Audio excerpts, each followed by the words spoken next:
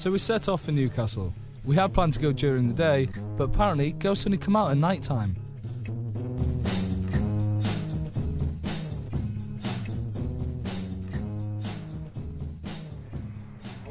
Chamber.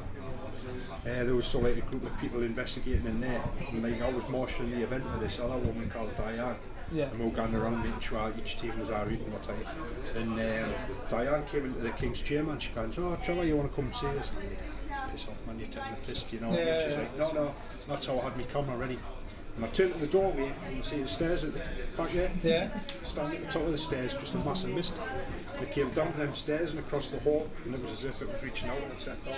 Obviously, all my heckles went up, my eyes were streaming, but I pressed the button on the camera. Is that shit, sir? Nah. Can I get a look at that? So zoom in. But you can take that one postcard, me bar. Cheers, thank you. There's been quite a few books in my time. That is mad. Right, we've just popped outside quickly to cleanse our aura before everything kicks off. We took Susan's advice. Here's an incense. And we're just going to waft this around. Do you want some? Yeah. The gentleman with the black top on, do you see him? He's got "Alone in the Dark" written on the front. Yeah, he was our group leader. Table, or if you could move one of the objects that's on the table. We just want to communicate with you. No, you see? Fountain again. Yeah. I bet you missed that. Don't worry, we'll show it to you again. Keep an eye on his fingers. No, you see? Fountain again. Yeah. No, love, that wasn't a ghost, it was his hands. The wonders of having a camera. So I needed a piss. The Ouija board. I managed to find out something interesting about that. That it used to be a novelty, but because of The Exorcist, people were led to believe that you could contact spirits through it.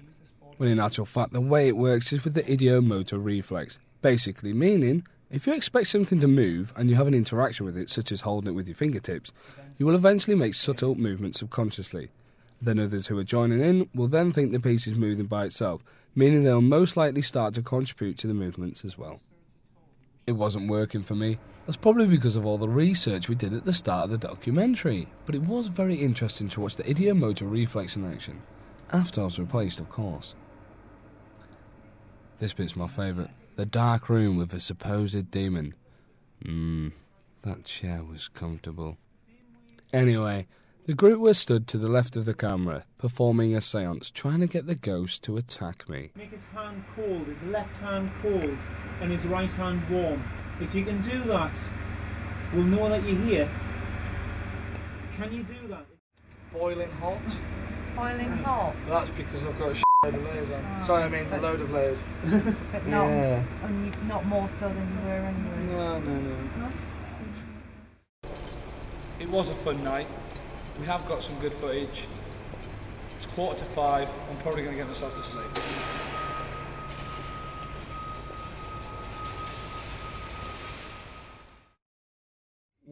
It's not a bad thing. It's not wrong to say that somebody is wrong. If they have no evidence to support it, then it's okay to say it's wrong. And if they want to come back, I mean, this is the whole idea. If you can't explain something, don't jump for dead people as an explanation. That would mean rewriting the entire of science, which is a pretty extraordinary claim. And extraordinary claims need extraordinary evidence. They don't need what is essentially an infrared camera with people going, "What was that?" That's not extraordinary evidence. I need something impressive. On top of this, we know that suggestion plays a heavy role in ghosts. Research has been done where they put two different groups of people into a building, and they tell one group that this is a haunted location, and they say nothing to the other group. And when they do this, the group that was told the building was haunted report lots and lots of phenomena associated with haunting. These are phenomena such as visual apparitions, although these are the least common. The most common haunting phenomena is sound, footsteps, breathing, maybe rappings, these sort of things. And then there are also things like smells and cold drafts and things like this. All of these have normal explanations, but if you've been told somewhere's haunted, then your interpretation of these stimuli changes because they are ambiguous and the cause isn't immediately obvious. Hello, I'm Professor Thumb, and I'm the person who has purchased this house, this haunted house. Hello, Group 1. The house is haunted by an old lady who used to skewer people in the back of the head when walking on her land, and she will do the same to you.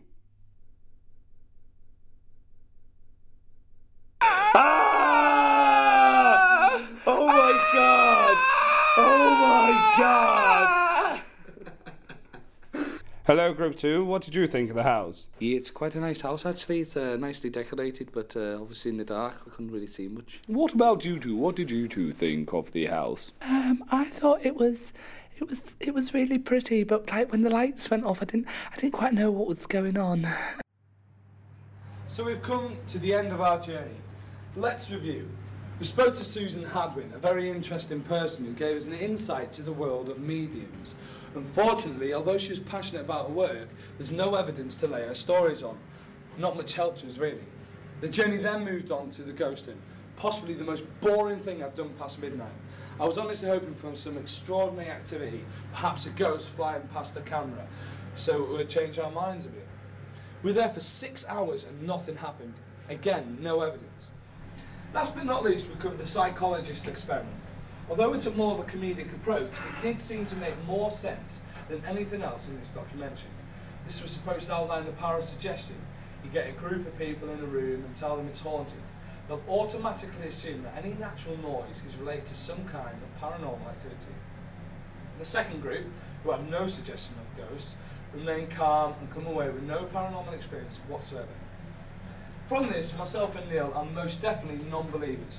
We could waste our lives hunting for ghosts, but as we speak, people are doing it for me, discovering nothing but ridiculous findings such as orbs, fog caught on tape, and self-made videos on YouTube. To conclude our documentary, I leave you with this message. With no evidence, there is no argument. And on that note, ghosts don't exist, obviously.